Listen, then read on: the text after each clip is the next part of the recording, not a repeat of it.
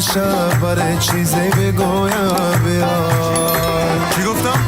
ای دل من تنگ شده نرو دم صبح بیار.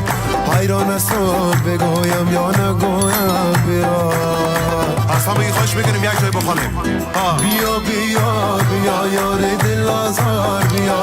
شوخ جفاکار بیا. ای بیا بیا بیا ندین بازار بیا. ای بیا بیا